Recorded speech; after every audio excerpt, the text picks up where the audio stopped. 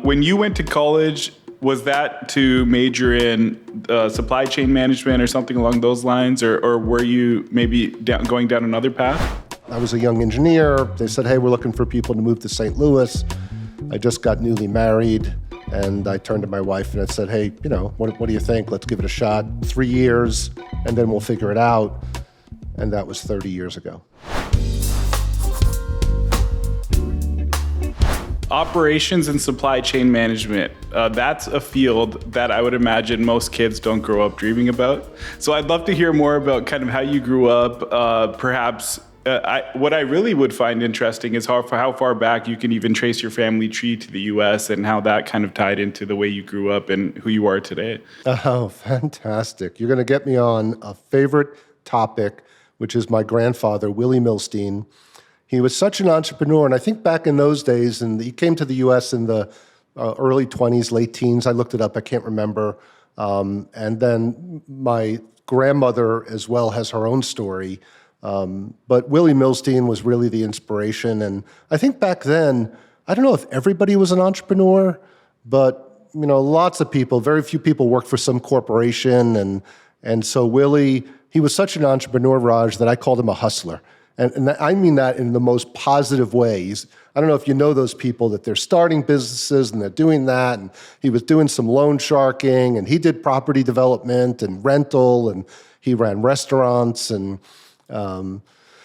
so I never met him. He passed away before I died, but sort of the legend was there. And the other thing is my father is a pretty tall guy, and I'm average height, but Willie was like 5'3" or 5'4", so he was just this small energy and all these amazing stories about him. And, as I was going through my professional life, I kind of always wanted to, back to that entrepreneur thing, I wanted to start a business, run a business, feel like I made what I earned. That's where it goes back to. It's a guy that I actually never met. I've got portraits of him at different ages in my office, and kind of look over for inspiration every now and then when, as we know, it gets tough when you're worried about making payroll or some deals go south, and I kind of look over and wonder what Willie went through. That's fascinating. I would imagine that you know so much about Willie, even though you never met him, because your parents were sharing those lessons or his story with you. Yeah. It came from my pop and actually other parts of the family. So he was just sort of so well known. And by the way, I'm going to go into an educational component if I can. He was so well known in the family that the stories came from all over. All kinds of stuff. Like him and my grandmother went to Florida, and they owned a bar restaurant at the time, among all the other things that they did together. They went to Florida, they got a baby alligator, stupid them, they brought it back, they kept it in the boiler room, and if fights broke out in the bar, Willie or my grandmother would go get the alligator. It was, not that long, 3 feet tall, but still, and they'd hold it by the tail and wave it in front of everybody, and the place would clear out and the fight would break up. So those are the types of stories you get from Willie in what he did. And I do want to say one other thing that I think about is the money that he saved paid for my college. And that's something that my wife and I are doing now. And so there's more sophisticated ways to do it, 529 funds, but we've put away money for a pretty extended part of our family. Currently it's 5 young children, teenagers, to pay for at least a portion of their college. And I think about, a guy I never met paid for my initial undergrad degree, which set me on this path. I would say with the success that you've achieved thus far, you've definitely paid it back, and it sounds like you're paying it forward as well, which is great to hear.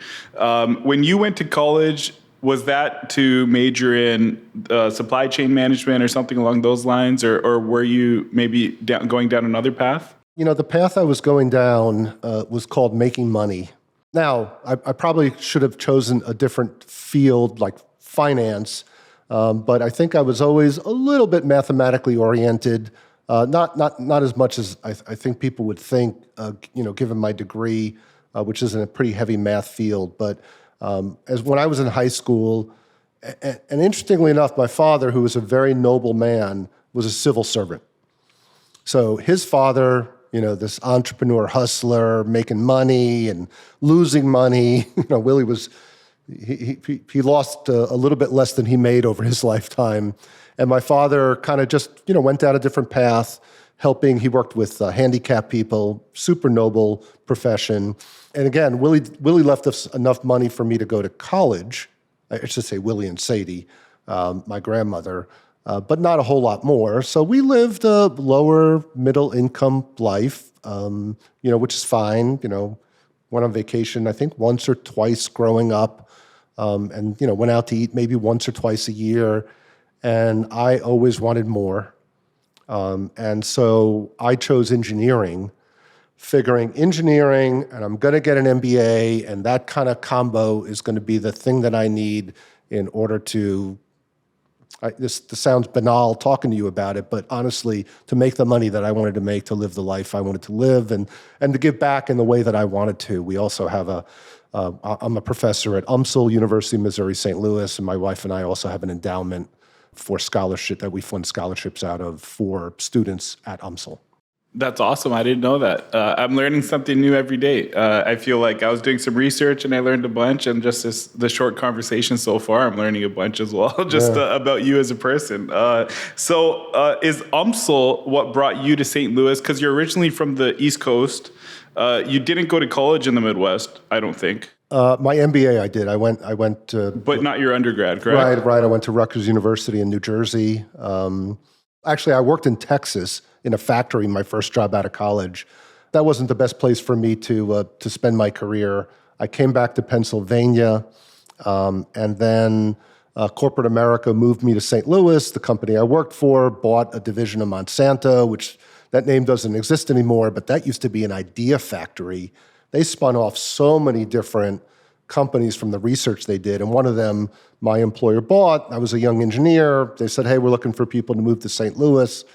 I just got newly married, and I turned to my wife and I said, hey, what do you think? Let's give it a shot. 3 years, and then we'll figure it out. And that was 30 years ago. Wow. So you've been in St. Louis for 30 years. Yeah. I like to say I'm not from St. Louis, but my son is. Sure. So the 30 years that you were in St. Louis, those are the 30 years where you really made the strides to be the person you are today in terms of the entrepreneurship, the academia, and the consulting, correct? Yeah, that's right. And the speaking as well. So the entrepreneurship came first. And what was that first business? And roughly, where were you in terms of your life, and how old were you? Yeah, a couple of things. That business was the consulting firm. So it's interesting. Okay. I've started 3 companies, depending on how you count. One was a food company, one's a software company, and the first one, original one, was consulting. And that's still the best one. I get diverted every now and then, but I sort of keep coming back to what my real profession is, which is consulting, advising and working with companies in the field that I love, which is operations and supply chain. So 25 years ago, it's actually 25-year anniversary this past August, I started Supply Velocity to do operations. Again, supply chain wasn't even a word, even though I was smart enough to put it in the name of the company. But that was the start, just doing supply chain consulting.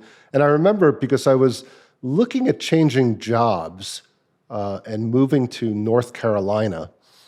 There was a really good job in North Carolina. My wife wanted to live in North Carolina. She's an East Coast person. And I read a book, and a lot of people have read this book. It's kind of been out for a while, Millionaire Next Door.